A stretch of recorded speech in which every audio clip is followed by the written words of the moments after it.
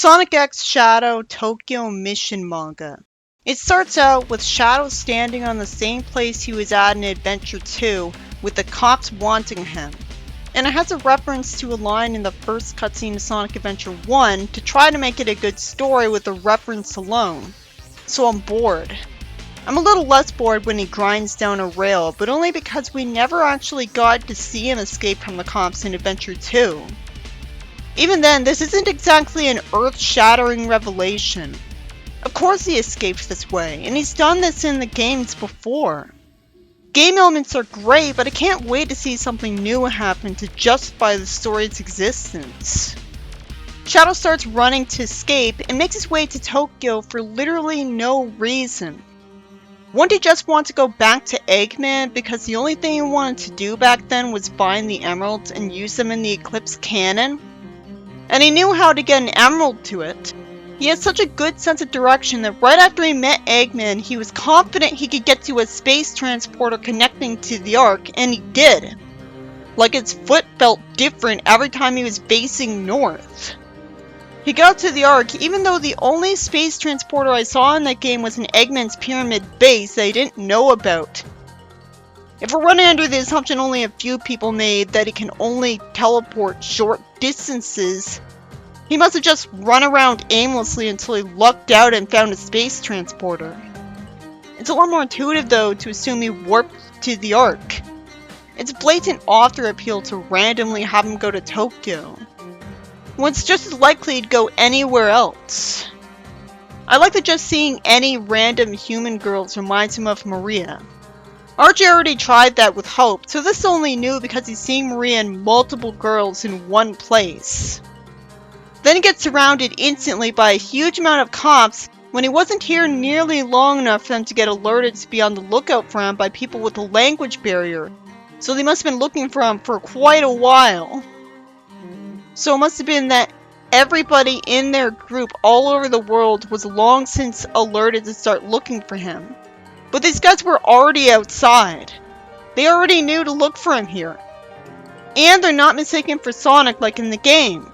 It is interesting to see an alternate universe where they didn't think he was Sonic, which gets rid of the alienating part of SE2's plot. The part that makes me feel like I dislike it, even though it's a masterpiece when it comes to how it's written overall. When you consider all of the components of writing, and not just whether it makes sense or not. Shadow threatens the soldiers, and takes an unusually long time for someone so fast to start beating up all of them. I assume the reason he attacks them is because they remind him of the soldiers who shot Maria, since he doesn't actually have to attack them.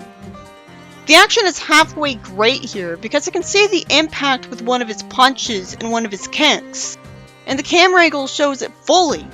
And they manage to still make the soldiers react like they're getting hurt, despite the fact that they're wearing sunglasses and masks for no reason.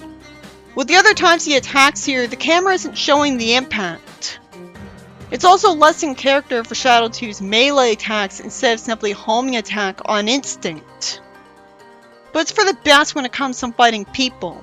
People like this in particular. But these people are just innocents doing their jobs. It's hard to tell what's supposed to be happening without any color in it sometimes. He's not blocking or firing a laser from his shoe.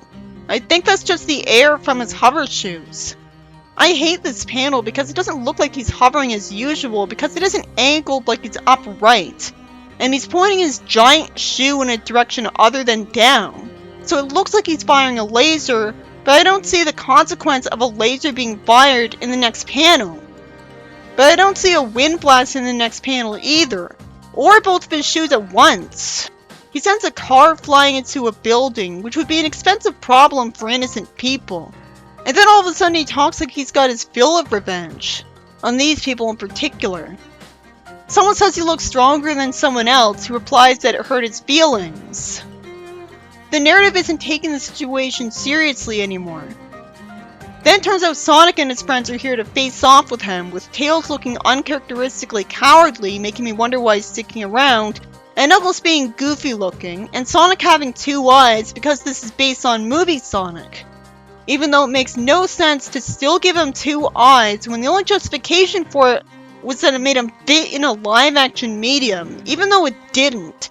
He's still a blue cartoon character who would have everyone freaking out that they're hallucinating. So what were they thinking sticking with it? There's been way worse problems in the series than a redesign though. He's also looking uncharacteristically serious for movie Sonic. He's usually just a combination of Deadpool and Spider-Man, when Sonic's appeal was never about verbally making pop culture references. I've heard he was whiny and selfish in the first movie too. Feels refreshing to see Sonic face off with him with Knuckles and Tails behind him, with Knuckles being the only new thing for me. Logically, Shadow would completely lose due to having both Sonic, his equal match, and Knuckles and Tails against him, who would sneak attack him while he's distracted. He'd be hopelessly outnumbered if he didn't just freeze time to effortlessly win immediately. Him not doing that would make him an absolute moron to anyone who can think. Only the most lame and worthless writing ever would have a member of the main cast able to freeze time whenever who doesn't use it at every chance to be helpful. It's pretty obvious time freezing power doesn't belong in an action series because it's way too story breaking.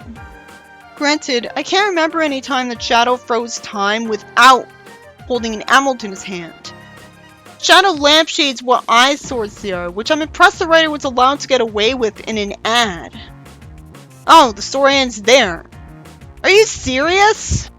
I hated this in Archie too. You should tell a full story if you're gonna advertise something with a story that wasn't in the thing you're advertising. Ultimately, it was for the best that the story ended here, because both these characters have time-freezing power, and the second that comes into play in an action series in a context where the characters would only care about winning the fight, the writing would have to go to shit to have a fight scene where more than one character gets to do something. Better for the story to be well written overall by ending here. I didn't watch the movie because it's live action. I heard Sonic wasn't cool in the first one, so I don't know if this completely rips off the movie. It'd be nearly pointless to experience as someone who watched it if it did, but it'd still be worth it for being better looking than the movie. I wish the movie looked like this, because it's not live action, and that combined with his dark fur meant that I wasn't distracted by him having two separate eyes. I glanced at every panel he was in and didn't stare long enough to see the space between them, and my peripheral vision filled in the blanks to make him look normal. This bored me at first, but it wasn't so bad. The story was mostly about exciting action, and what very little actual fighting there was drawn perfectly half the time. It was cool to see him throw a car, even if I felt sorry for who would inconvenience. I loved that I thought I saw Maria and those other girls. It would feel like Flanderization if it didn't happen so early after losing Maria from his perspective. I don't think any of the story is creative. I know he already threw cars and fought the soldiers and Shadow the Hedgehog. So this seems like it's just using stuff already from the game such as dangling keys and calling it a day. Of course, you could say that about the movie it's based off too, because the whole thing is about Sonic Adventure 2. At least it's Sonic Adventure 2, which is the most movie-looking plot in the franchise. With the way that the music is and the camera moves around, it's the one plot in the franchise that feels like a movie. I was also glad to hear that it wasn't exactly like the game. As much as I love the plot of the game, there was no way it could possibly measure up to the plot of the game. So I'm glad I tried to do something new so it could give itself value. The story was an okay experience because the way it handled the action was unusually good for the series. And I don't think its pacing was bad either. It was only so good it can be though when it was rushed out the door so fast it had no color in it. Which means I have to stare at the action for longer trying to figure out what's going on, which is occasionally frustrating.